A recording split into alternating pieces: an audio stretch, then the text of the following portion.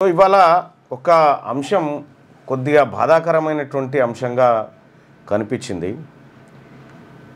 DSP Nalini ఒక BC బిడ్డ, ఒక మా బీసీలోని మేర అంటే దర్జీ కులంలో పుట్టినటువంటి బిడ్డ డిఎస్పి స్థాయికి ఎదిగి తెలంగాణ ఉద్యమంలో నా ప్రత్యేక రాష్ట్రం వస్తేనే బతుకులు మారుతాయని చాలామంది అమరవీరులుగా మారుతున్నారు.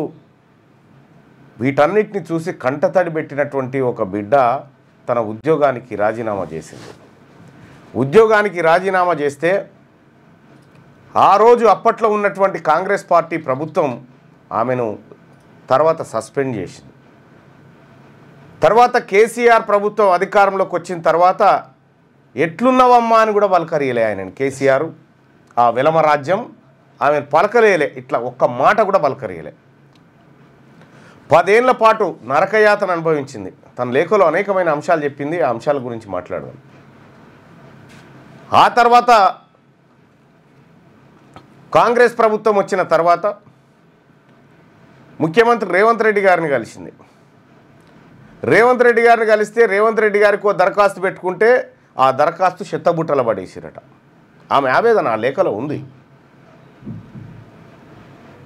దొరల ప్రభుత్వం ఏమో పట్టించుకోలే, రెడ్ల ప్రభుత్వం పిలిచి అవమానించి ఆమె దరఖాస్తుని చిత్తబుట్టల పారేసింది. ఇవాళ బీసీ ప్రభుత్వం ఉంటే ఆ బిడ్డ పరిస్థితి ఇట్లుంటుండేనా? రేవంత్ రెడ్డి ముఖ్యమంత్రి అయిన తర్వాత ఎక్కడెక్కడి ముసలి రెడ్లను తీసుకొచ్చి స్త్రీనిధిలా కూర్చుంటాడు. ఏం పేరు? విద్యాసాగర్ రెడ్డి అని పండు ముసలోడు. పండు అంటే పండు ముసలోడు అనుకోరాదు, నడవనికి కూడా రాదు. ఎవడన్నా భుజం మీద చేయేస్తే తప్ప నడవడు. స్త్రీనిధి కంటే మన అమ్మలక్కలంతా జమ చేసుకునేటువంటి పైసలకు ఆయన పెద్ద మనిషిని చేసి అదో దోపిడీ కార్యక్రమం. మహిళా సంఘాల పైసలకు ఓ ముసలిరెడ్డి ఆయన తెచ్చి పెట్టినాడ.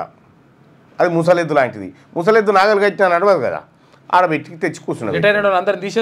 రిటైర్ అయిన వాళ్ళందరినీ తీసి మళ్ళీ తీసుకుంటూ సలహాదారులు ఇవి అవి రెడ్డి అప్పర్ క్యాస్ట్ ఉంటే చాలు. పేరెనక మామిడి హరికృష్ణ, ఈడ మా పద్మశాలి బిడ్డని సాంస్కృతిక శాఖ నుంచి చూడబీకి ఆడ ఇంకో రెడ్డి ఆయన తెచ్చాడు. ఇట్లా ఒకటి కాదు, అప్పర్ క్యాస్ట్ రెడ్లల్లో ఉంటే మాత్రం అధికారులను వాళ్ళు ముసలోళ్ళైనా ఇంట్లోకి మంచాల మీదకి లేపుకొచ్చి మరీ పదవులు ఇస్తూ ఉన్నారు. మరి తెలంగాణ కోసం తన పదవిని త్యాగం చేసినటువంటి బిడ్డ నళిని కోసం ఏ ఒక్కరోజైనా ఈ రెడ్డి ప్రభుత్వాలు, ఈ దొరల విలమ ప్రభుత్వాలు నన్ను ఆలోచించినాయా? ఆమె త్యాగం ముంగట అదే తెలంగాణ ఉద్యమంలో రాజీనామా చేయర్రా అంటే ఒకటి ఇటు వారిపోయాడు, ఒకటి అటు వారిపోయాడు, ఒకటి ఇటు వారిపోయాడు. ఒరిజినల్గా తన ఉద్యోగానికి రాజీనామా చేసిన బిడ్డ ఇవాళ చావు బతుకుల మధ్య నిన్న మరణ వాంగ్మూలం అని రాసింది. ఆ మరణ వాంగ్మూలంలో ఏముంది, ఏం కథ ఒకసారి చదివిన తర్వాత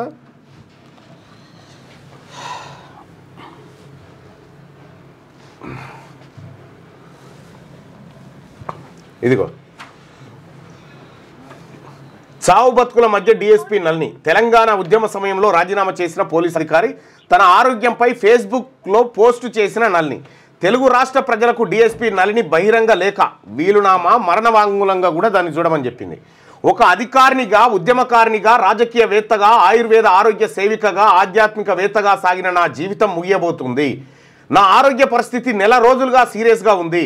ప్రస్తుతం క్రిటికల్ పొజిషన్లో ఉన్నాను. 3 రోజుల నుండి నిద్ర లేదు. రాత్రంతా మహామృత్యుంజయ మంత్రాన్ని జపిస్తూ గడుపుతున్నాను. 8 ఏళ్ల క్రితం సోకిన ఒక రుమోటైడ్ ఆర్థరైటిస్ అనేటువంటి విలక్షణ కీళ్ల జబ్బు, blood cancer plus bone cancer గత 2 నెలలుగా టైఫాయిడ్, డెంగ్యూ, చికెన్ గున్యా వైరస్ల వల్ల తీవ్ర స్థాయికి చేరింది. కణకణం పేలిపోతున్నట్లు, ఏ కీలుకు ఆ కీలు విరిగిపోతున్నట్టు నొప్పి తట్టుకోలేకపోతున్నాను. 2018లో ఈ జబ్బు ప్రారంభమైనప్పుడు ఇలాంటి స్థితి ఏర్పడ్డప్పుడు మొండి పట్టుదలతో ఏదో సాధించాలనే తపనతో హరిద్వార్ వెళ్ళి రామ్దేవ్ బాబా పంచకర్మ సెంటర్లో నెలల తరబడి ఉంటూ నన్ను నేను బాగు చేసుకున్నాను. కానీ ఇప్పుడు నాకు అంత దూరం పోయేంత ఓపిక లేదు. నిరామయంలో చేరేంత డబ్బు లేదు, ఆశ్రమంలో చేరేంత డబ్బు. 25 ఏళ్ల క్రితమే నా శరీరం నాన్ స్టెరాయిడల్ యాంటీ ఇంప్లిమెంటెడ్ డ్రగ్స్కు సెన్సిటివ్గా మారిపోయింది. నేను ఫార్మసిస్ట్ను కూడా, కాబట్టి అలోపతి మందులకు ఎన్ని సైడ్ ఎఫెక్ట్స్ ఉంటాయో నాకు బాగా తెలుసు. కనుక 30 లోపు ఉండాల్సిన ఆర్ఏ ఫ్యాక్టర్ అత్యధికంగా 900కు చేరిన స్టెరాయిడ్స్ వాడకుండా ఆయుర్వేదమే వాడుతూ యోగా, ధ్యానం, వేదాధ్యయనం, యజ్ఞముల ద్వారా మామూలు మనిషిగా మీ అందరి ముందు కనిపించాను. కానీ గత కొన్ని నెలలుగా మళ్ళీ నాలో స్ట్రెస్ పెరుగుతూ వస్తుంది.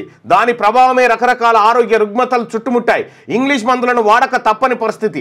వాటి సైడ్ ఎఫెక్ట్స్ నా పరిస్థితిని ప్రమాద స్థాయికి చేర్చాయి. నా గతమంతా వ్యధభరితం. తెలంగాణ ఉద్యమ పోరాటం వల్ల నా నిలువెల్లా గాయాలే అయ్యాయి. రాజీనామా ద్వారా నాటి ప్రభుత్వం పన్నిన పద్మవ్యూహంలోంచి బయటపడితే డిపార్ట్మెంట్ నా వెన్నులో సస్పెన్షన్ అనే బల్లాన్ని కసిదీరా దింపింది. సహాయం చేసేవాడు కనిపించక నొప్పిని భరిస్తూనే 12 ఏళ్ల అజ్ఞాతవాసాన్ని అనుభవించాను. మహర్షి దయానందుని దయ వల్ల ఒక చక్కని ఆధ్యాత్మిక మార్గాన్ని కనుగొని అందులో విశేషమైన కృషి చేస్తూ యజ్ఞబ్రహ్మగా VYPS అంటే వేద యజ్ఞ పరిరక్షణ సమితి సంస్థాపకురాలుగా ఎదిగి హిందీ అభిమానులను కూడా సంపాదించుకొని నా దారిని రహదారిగా పూలబాటగా మలుచుకున్నాను. నలిని మళ్ళీ వికసించింది. ఇలాంటి తరుణంలో నేటి సీఎం అధికారంలోకి రాగానే, ఎవరు రేవంత్ రెడ్డి అధికారంలోకి రాగానే నా ఫైల్ను ఎందుకో తెరిచారు. నాకేదో సహాయం చేస్తారని ప్రకటన చేశారు. వారిని కలిసి నా మనసులో మాట చెప్పాను. సస్పెన్షన్పై విచారణ చేయించి ఇన్నేళ్లు ఇవ్వకుండా ఎగ్గొట్టిన సబ్సిస్టెన్స్ అలవెన్స్ లెక్కగట్టి సుమారు 2 కోట్లు ఇవ్వండి అని అడుగుతూ 16 పేజీల స్వీయ లిఖిత రిపోర్ట్ను ఇచ్చాను. వీలైతే వేద విద్యా కేంద్ర స్థాపనకు గ్రాంట్ కూడా ఇమ్మని అడిగాను. రెండోది, వారి పార్టీ పాలసీకి విరుద్ధం నేను హిందువును కాకపోయి ఉంటే వెంటనే గ్రాంట్ శాంక్షన్ అయి ఉండేది. 6 నెలల తర్వాత నా పిటిషన్ పొజిషన్ కనుక్కుంటే చెత్తబుట్ట పాలైందని తెలిసింది. నా ఆఫీస్ కాపీని మళ్ళీ స్కాన్ చేసి పంపాను. దానిపై ఇప్పటి వరకు స్పందన లేదు. మీడియా మిత్రులకు విజ్ఞప్తి, నేను చస్తే ఎవరు సస్పెండెడ్ ఆఫీసర్ అని రాయకండి. రిజైన్డ్ ఆఫీసర్ కవయిత్రి యజ్ఞబ్రహ్మాని నన్ను సంబోధించండి. నా శరీరానికి జరగాల్సిన అంతిమ సంస్కారం వైదికంగా జరగాలి.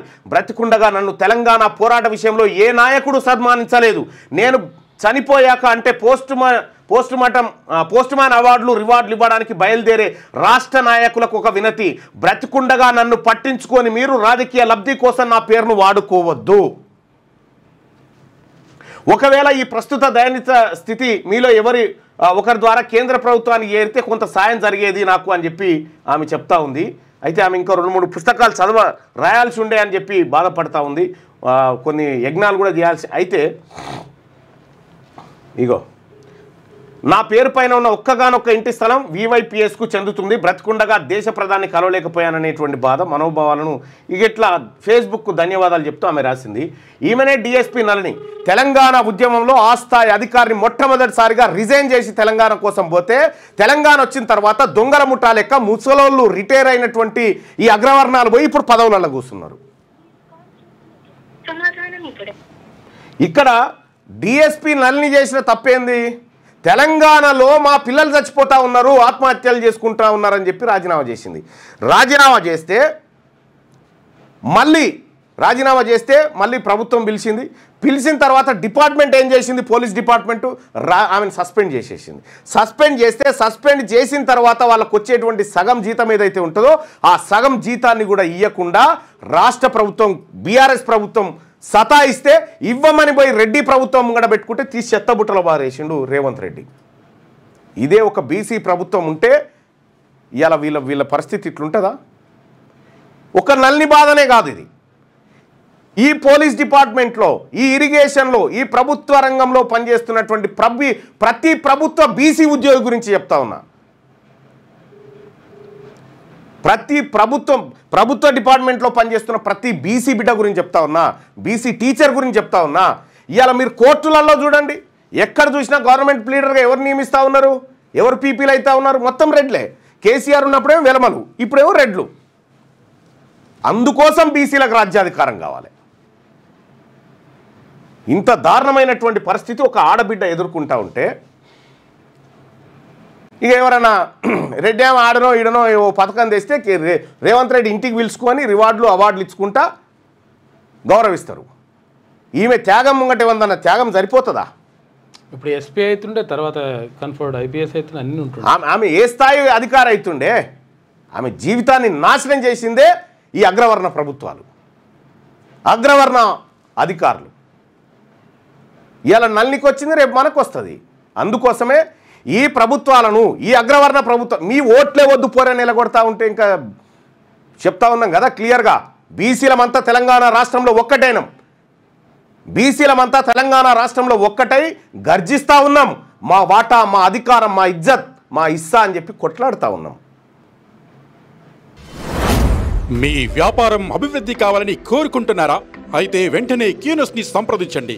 Schools, colleges, banks, shops, office promotions, land promotions, political promotions, restaurant promotions, hospital promotions, పుట్టినరోజు వేడుకలు, శుభకార్యాలు, వ్యాపారాలు ఏవైనా, సందర్భం ఏదైనా ఇప్పుడే క్యూనస్ ద్వారా తెలియజేయండి.